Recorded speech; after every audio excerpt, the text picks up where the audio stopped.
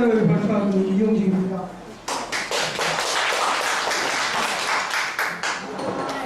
한나라 역사를 보려면 이걸 선생님 말씀하신 탑도식으로 보려면 가장 좋은 게 제가 보니까 시대 순으로 특히 이제 옛날에는 왕들이 다스리는 나라이기 때문에 왕을 중심으로 하면 제일 분위기 파악을 하기가 좋더라고요. 당나라 같은 경우에는 여기 나와 있는 것처럼 618년부터 907년이에요. 우리나라로 하면 어떻게 되냐면 삼국이 통일되기 조금 전이에요. 그러니까 신라하고 백제하고 고구려가 망하기 조금 전에 당나라가 생겨가지고 그 다음에 당나라가 망하고 좀 있다가 이제 고려도 망하겠죠. 고려가 망하겠고 통신라가 망하겠죠. 그러니까 당나라는 그러니까 우리나라로 말하면 그 백제하고 고구려 망하는 거랑 통일신라 이제 연관되는 나라예요. 이 뒤에 나오는 이야기니까 당나라 같은 경우에는 기본적으로 귀족 중심의 사회였고요. 그 다음에 앞에서도 계속 불교 이야기를 많이 하고 있는데 실제로 정치를 하는 데는 유교를 시험을 봤기 때문에 유교를 가지고 문화, 과거 제도 같은 경우에 유교에 관련된 서적에 대해서 지식을 테스트했기 때문에 그 관리들은 다 유교를 공부했고요. 그 다음에 이제 그 종교생활에서 어떻게 보면은 불교라든지 도교가 많이 형성했다고 볼 수 있어요. 그리고 이제 여기 그런 유교에 대한 홍보학이라고 하는 홍보학은 뭐냐면은 수나라 시대에 그 책이 나오는데 뒤에 나오는 거 보면서 그리고 정치 체제는 그런 거고 이 토지 제도는 균전제라고 하는데요. 균전제는 뭐냐면은 그러니까 나라에서 땅을 가지고 그 농사를 짓는 사람들한테 땅을 나눠주는 거예요. 나눠주고 그 사람들한테 그러니까 공산주의처럼 땅을 나눠주고 거기서 이제 돈을 받는 걸 균전제라고 하고 그리고 이제 조세제도는 조영주라는데 저거는 뭐냐면 조세제도 가장 큰 기본은 그 땅을 받아가지고 농사 짓는 사람들한테 그 농사 지은 거에 대해서 돈을 받고 그 다음에 그 장정들한테 장정이 그 부역을 해야 되잖아요. 부역을 해야 되는데 그 부역하는 거 대신에 그 다른 물건으로 내도 돼요. 그걸 용이라고 하더라고요. 맨 뒤에 있는 조는 뭐냐면 그 가구를 중심으로 해서 그 가구의 특산물을 내는 조라고 해요. 세금체제는 저렇게 딱 정해져 있어요. 그 다음에 군사제도는 부병제라고 그러는데 저 부병제는 뭘 의미하냐면 군인하고 농사 짓는 사람하고 구별되어 있지 않고 평소에 농사 짓다가 필요한 건 모여라 하는 게 부병제. 부병제라고 이제 반대되는 게 뭐고 진병제라고 그러는데 지금 군인 형태는 이제 딱 농사 짓는 사람하고 군인하고 이제 구별되는 거는 진병제라고 하는데 전체적으로는 부병제를 실시했어요. 초기에는 진병제를 하기도 했어요.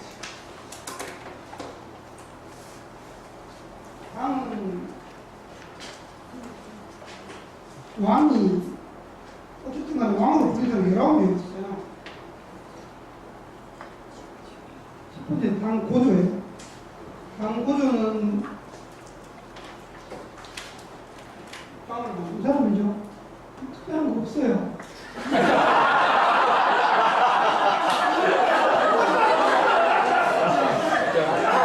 특별한 거 없잖아요. 대부분 이제 그 한 나라를 건국하는 사람들은요, 그 전 나라에서 대부분 귀족이나 장군이를 하다가 혼란스러운 틈을 타가지고 이렇게 왕이 돼요.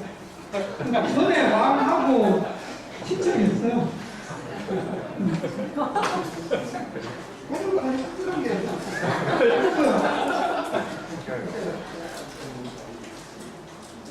선비종이라는 사람이 있었어요. 결국 대상되는 그 뿌리도 유목문이에요. 그 집에 계신.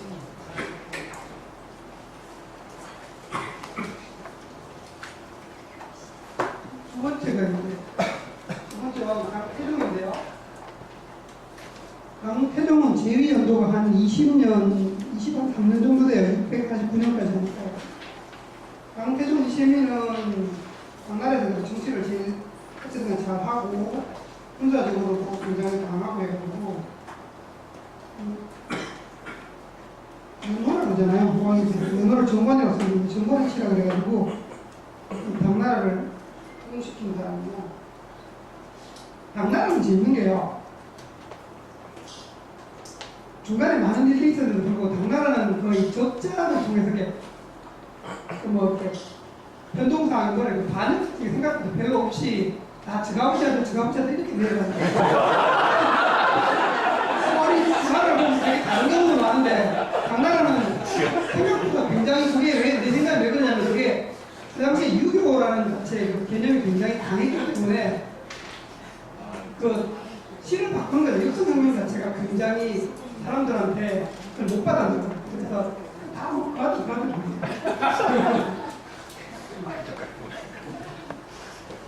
그래서 이제 이세빈 씨는 어쨌든 간에 뭐 여러 가지 정치를 아니 뭐라 그러죠? 나라를 이제 그 틀을 잡아나갔다고 하시는 그런 거죠. 근데 이제 또 부분은 이하고 관련된 거는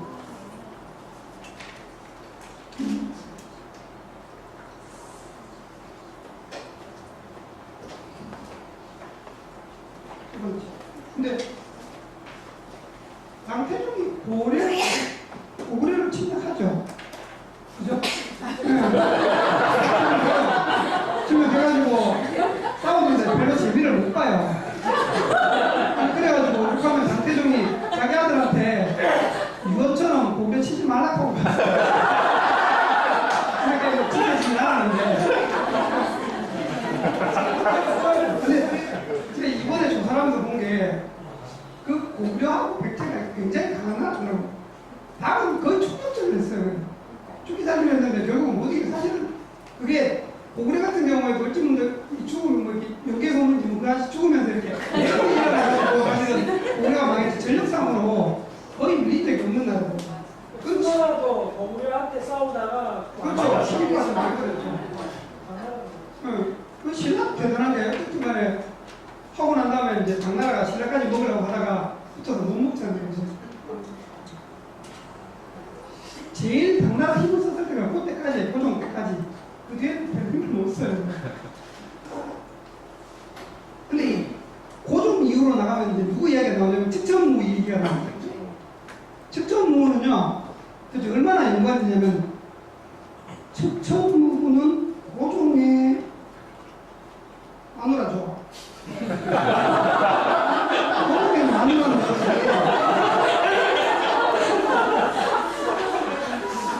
이게 고종의 마누라가 중요한 게 아니라 강태종 처리는 본의 아니라 측정무의 역사를 얼마나 많이 이렇게 연결되냐면 그러니까 당나라 시대 두 번째 왕인 태종의 마누라였는데 태종이 별로 안 예뻤는 얘가 거듭 지랄해요. 근데 이제 나중에 고종이 이제 마음에 들어가지고 근데 옛날에는 이게 태종하고 이렇게 잡자는 안 했나 봐요. 그러면 이제 보통 태종 축권하면 절에 가거든요. 절에 가면 많은데도 이래 고종이 예쁘게 여겨가지고 절에서 만나가지고 어차피 데리고 살아요. 그리고 근데 고종도 사실은 이 어떤 얘기였냐면 고종은 실제로 이렇게 막 대가 세가지고 막 하고 싶은 그런 거 별로 없는 사람인데 측정무가 니 꼭 해라 해가지고 이렇게 이게 네 번째 왕인 중종, 다섯 번째 왕인 이 예종까지 전부 다 측정무 아들들이에요. 측정무가 말 안 듣는 아들들 몇을 죽이기도 했는데도 그래도 아들 신앙 왕을 해요. 그래서 어쨌든 간에 당나라 고종은 알다시피 우리나라 이제 삼국 통일을 같이 쳐들어와가지고 우리나라 전쟁을 하죠. 그렇죠. 저런 사람 중에 연결공한 곳이라는 거예요. 우리나라 통일이 완전히 겹치잖아요. 그 신라사하고 통일을 완전히 겹치. 660에 백제하고 668에 고구려고 그러니까 좀 많이 겹치죠. 고종은 이 신라가 이제 통일하는데 기대한 영향을 진 사람이고요. 그 다음에는 이제 계속 추천부 이야기는 그냥 평가가 두 가지예요. 하나는 뭐냐면 아주 모질러가지고 뭐 딱친 대로 죽이고요. 근데 정치는 그런 대로 잘해가지고 그래서 좀 어느 정도 태평성대를 이뤘어요. 그 다음에 이제 의종, 중종은 뭐 측정무 아들인데 왕이 됐다가 측정무가 그만두라 했다가 다시 이런 식으로 쭉 진행되는 볼까요? 고종 뭐 고구려 공개 특정 이런 거쭉 나오고 이홍이라고 측정무의 아들인데 측정무가 독사하려고 왕도 못했어요. 그 다음에 중종. 중종은 측정무의 삼남이에요. 근데 제가 이 투자 동명이 헷갈리는 거예요. 어쨌든 간에 삼남이고 황제가 되고 나중에 폐위당해요. 그랬다가 나중에 다시 이제 태후가 물러나면서 다시 올라가는 건데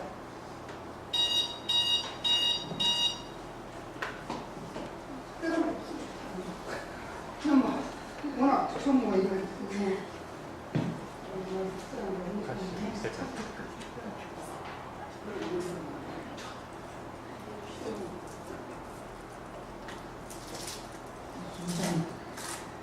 당나라 5번째 왕이죠.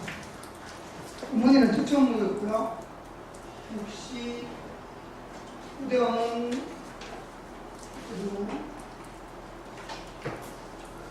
후대왕이 예종이 710년에서 712년 2년간 재위를 했죠. 별로 한 게 없어요.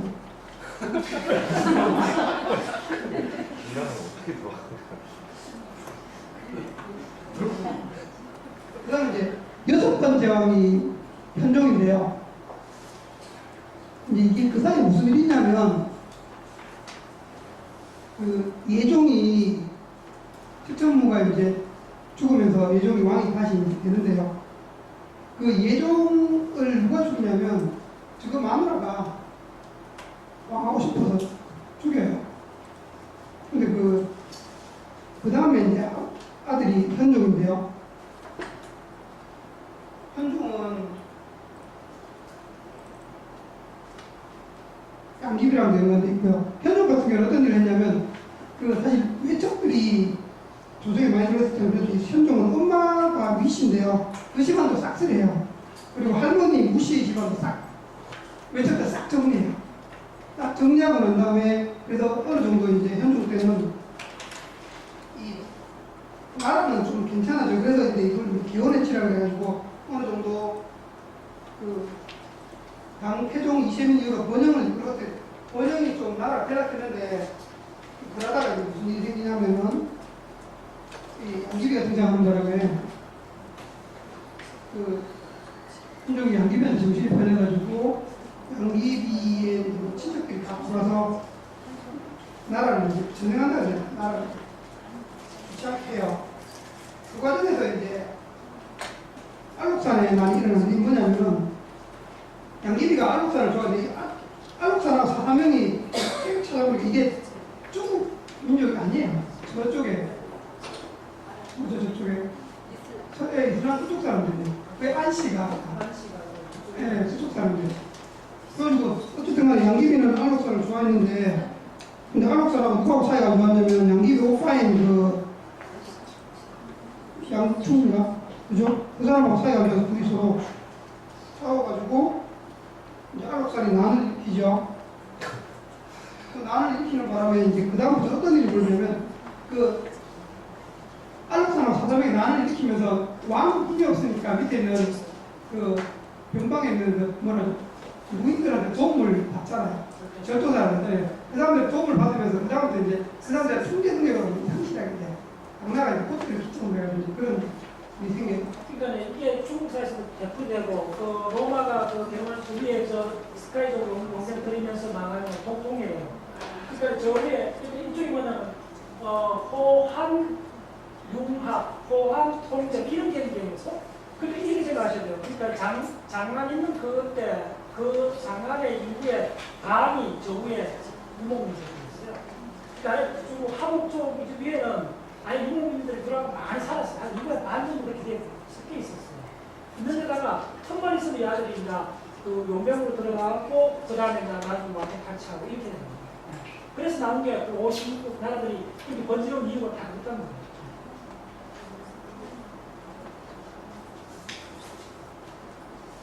그 다음에 이제 7대가 석종인데요. 석종 같은 경우에도 756년에서 762년 제위 기간이 6년이고요.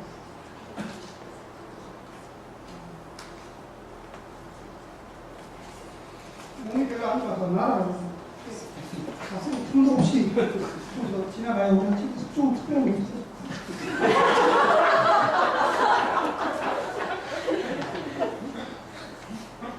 그 다음에 이제 8대 같은 경우에 이제 왕계종이라고 그러는데요. 사실은 난이 한번 일어나고 나면 있잖아요. 그 난이 쭉까지 너무 덕지 않고 벌써 아까 말했듯이 어떤 절도사들을 통제를 못한 상황이니까 계속 난이 조금씩 일어나요. 그래서 대종 같은 경우에도 말날이 중간중간 일하고 그다음 그 와중에 또 토건이 왕도까지 들어와요. 혼돈하고. 근데 그 와중에 이제 무슨 일이냐면 당대종 같은 경우에는 762년, 779년이니까 한 17년 정도 좀 이 정도 긴 기간이에요. 긴 기간 지휘하면서 근데 워낙 상황이 안 좋아서 할 수 있는 게 없죠. 근데 불교에 심취해가지고 불교를 약간 이렇게 중하게 되는 그런 거 있어요. 네, 이건 중요한 말씀인데 저번에 아까 따졌는데 당나라에 오기 전에 그 56국의 핵심 개념은 뭐냐면 따라서 파라오의 난, 파라오의 난, 여덟 왕의 난이라고요. 그 다음에 뭐는 영가의 난, 이 두 난이 중국에서 굉장히 중요해요. 파라오의 난이 뭐냐면 그 사마중갈 그 삼국지 그 후에 그러니까 서진, 동진 이렇게 갈라지면서 그때 그 위에 화북지방에는 많은 그 유목민이 들어와 있어요, 고전적으로. 근데 사실 나중 대충으로 있다가 주로 용병으로 했어요. 그 처음으로 그 용병으로 확 들어오게 한 중화민족도 그걸 알았던 거예요. 가급적인 용병을 안 쓰고 이 아들은 그 무력과 준비에 언제든지 이거 위험한 상황이 된 줄 알고 끝까지 참았는데 그 빌미를 제공해 준 게 뭐냐면 파라오의 난이에요. 파라오의 난이 벌어지면서 여러 그 지방 호족들이 그 용병을 쓰는 거예요. 써갖고 이제 막 이렇게 싸우는 거예요. 그 다음에 파라오의 난이 파라오의 유목민족한테 무력을 주는 거예요, 사실. 그 다음에 영가의 난은 그 왕의 그 시원대 영가의 난. 영가의 난의 핵심이 뭐냐면 이때 그 유목민족이 센 어떤 나라가 쳐들어가고 인구가 10만 명을 그냥 추사해 죽여버려요. 그러니까 10만 명을 그냥 죽여요. 이거 너무 씁쓸합니다, 보면. 그러니까 우리 웃으면서 넘어가지만 그 뒷 내막을 보면 그냥 무고한 백성들하고 섞어갖고 10만 명을 죽여버린 거야. 저 유목 그쪽 세력들이 들어와갖고 간단히 그런 게 있네요. 그러니까 중국 사람들이 기겁을 해버린 거예요. 그래갖고 대규모로 중국 사람들이 그때 남쪽으로 이민을 가요. 그래서 양쯔강 밑으로 해갖고 엄청나게 많은 그 남송문화로 뽑힌 그 근본 이유가 뭐냐면 그 북쪽에 있던 중국 사람들이 간단히 귀족층들이 그 자기 주변에서 살해되는 걸 보고 그냥 너무 섬찟해갖고 그 하북지방을 포기하고 그 강남으로 늘어옵니다. 이야기 간단해요. 강남으로 늘어와갖고 거기서 이제 우리 지금 그때 나온 강남으로 들어와서 강남은 뭐냐면 청담 사상이 유행했잖아요. 도교가 유행했잖아요. 근데 맥락이 잡히나요? 그러니까 현실을 도피하고 싶은 거예요. 청담 사상이나 도교는 핵심이 현실을 좀 도피하고 싶은 거예요. 무의자리로 하는 그런 이야기들이. 그게 왜 그러냐면 뜨거운 맛을 본 거예요. 저 유목민들은 가면 뭐 사람 죽이기 시작하면 10만 명만 죽여버리는 거구나. 그걸 보고 나서 중국 사람들이 밑으로 대규모 늘어와갖고 그 다음에 이제 항상 대표적 모티브가 뭐냐면요. 밑에 들어와도 밑에 또 사람이 없었나면 원래 오나라, 월나라 그 남쪽 사람들이 있었잖아요. 그 사람들하고 도래해온 이 사람들 사이에 지금 대만에서 일하고 좀 비슷하잖아요. 이건 알겠죠? 그게 항상 대표적 모티브예요. 네. 그게 숨어있는 모티브. 그걸 꼭 잊어버리면 안 돼요. 그래서 그 두 사건이 뭐냐면 따라서 파라오의 난, 영가의 난. 네. 그런데 이제 어떻게 되냐면 이렇게 늘어와갖고 했는데 그걸 북쪽에서 이제 그 했던 사람이 북연 이런 사람들이잖아요. 이 사람들이 세력이 엄청나게 컸던 거예요. 그하고 북연이 80만 대군인가 40만 대군인가 이끌고 이 남쪽에 늘어간 걸 완전히 싹 쓸어버리려고 늘어온 거예요. 그게 유명한 비수의 싸움이에요. 따라서 비수의 싸움. 그 비수랑 강을 두고 싸우면 어떻게 되느냐 하면 남쪽에 있는 남조에서 어떻게 하냐면 이건 그 싸움 굉장히 중요해요. 근데 그 싸움은 그 북연은 이게 당연히 이길 거라 생각했어요. 거의 뭐 40만 대군 성철고 왔으니까요. 그리고 남쪽에는 뭐 5만 명인가 얼마 안 남았어요. 군사가. 반드시 이기고 또 호전적인 북쪽이 진리가 없잖아요. 그걸 좀 태무식을 하고 그래서 남쪽에서 어떻게 했냐면 그때 남쪽에서 지하가가 있어요. 그쪽에 해갖고 잠시 이렇게 전선이 형성되는데 너희들이 잠깐만 호텔만 해달라는 그런 구실을 만들어줍니다. 그래서 없지만 대부분 이렇게 진을 치고 있는데 가서 호텔을 치는 거예요. 외교 사고를 해갖고 호텔을 하니까 뒤쪽에 있는 이 주력 부대들이 앞쪽이 호텔 하니까 이게 앞쪽이 개멸당한 걸로 알고 이제 선전전에 들어가 버리는 거예요. 그래 가서 그 대군이 동기가 돼요. 그 비수싸움에서 결론적으로 북방 세력이 꺾어집니다. 그래서 중국사에서 비수의 싸움에서 만약에 이 북방 유목 세력이 이겼으면 중화는 사라졌을 거라는 그런 이야기인 거예요. 기가 막히고. 그래서 그 비수의 싸움하고 그 파랑의 남, 그 다음에 영가의 남이 굵직굵직한 전체 하는 덩어리가 기억을 해놔야 돼요.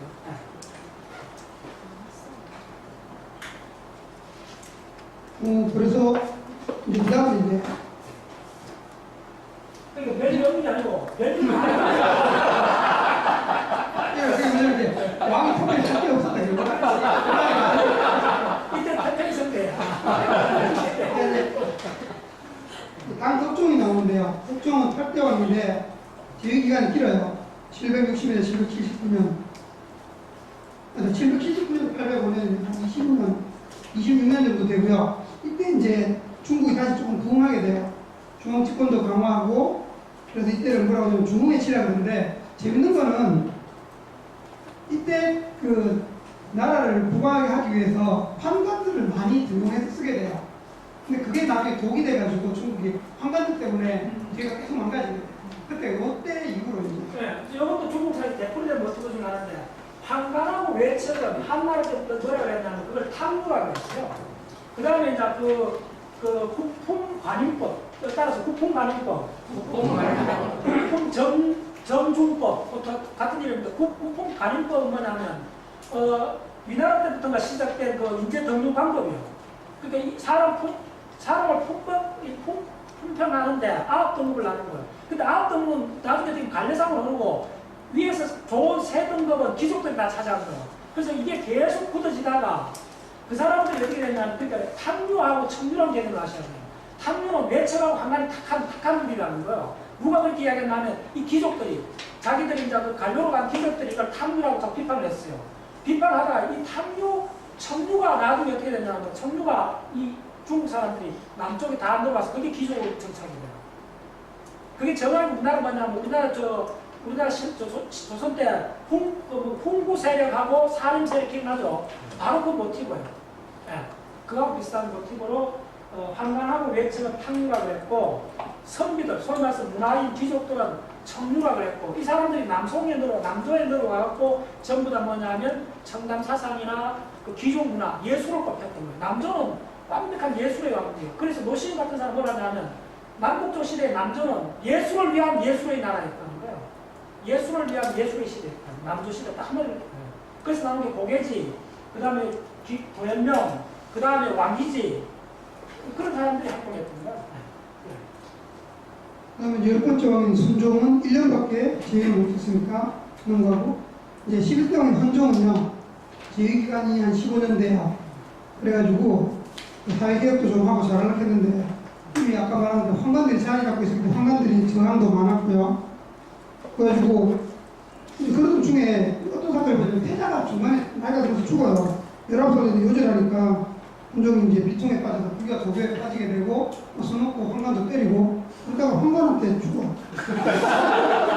이때는 황관을 때리니까. 황관은 유신과의 중국에서 진시황이 죽고 이세 황제가 왔을 때 어떻게 됐냐면, 그 한강 고조가 그 황제의 그 유언을 좀 바꿔버려요. 바꾸고 그때 유명한 목념장군하고 그 목념장군하고 그 누구야 저 장자 태자를 그 납치해버려요.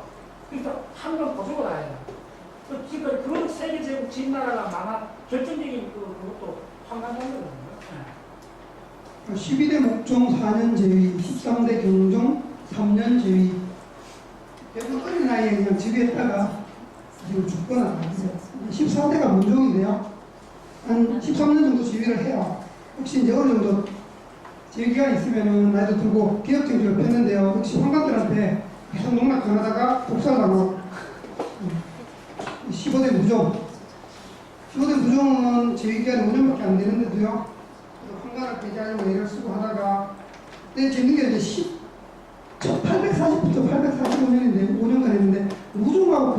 선종이요. 두 사람 다 도교를 신봉해가지고요. 그 도교에서 만들어준 단양 목사가 다 중독돼서 죽어요. 예. 예, 그렇게 14대 문종도 그렇게 죽고, 15대 무종도 그렇게 죽어요. 16대 선종.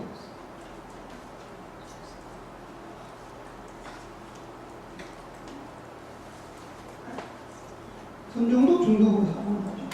근데 이제 17대, 근데 이제 16대 선종이 도교에 신치돼서 이제 사망하긴 하지만, 16대 선종 같은 경우에는 그 황단하고 견제도 어느 정도 하고 안정을 도모하려고 애를 좀 썼어요. 10년 정도 제외하면서. 그래서 선종 때가 좀 더 안정화가 됐는데요. 오래 못 가고 17대 의종은 뭐라 그러냐, 의종은 불교를 신봉해서 엄청난 비용을 불교 쪽에다가 많이 줬어요. 근데 그 바람에 사실은 중국 재정이 굉장히 약해지고요. 그러면서 이제 중국은 급속히 중국이 통제가 안 돼요. 그러면서 이제 뭐가 생기냐면은 의종이 죽고 난 다음에 한 2년 후에 황소의 난이 생겨요. 밑에서부터 이제 뭐라 그러죠? 격투사들이 난을 일으키는 거예요. 이때부터는 중국은 그냥 그게 이제 18대 희종이에요. 의종이 죽고 2년 후에 생겨서 18대 희종 때 희종만 해도 벌써 이제 황간적 정치를 다 하고 자기는 뭐 내기 바둑하고 잡기에만 능하고 아무것도 안 하거든요. 그래서 황소의 난이 일어나고 절투사들이 발가하고 19대 소종에 가서 당나라는 막을 내립니다.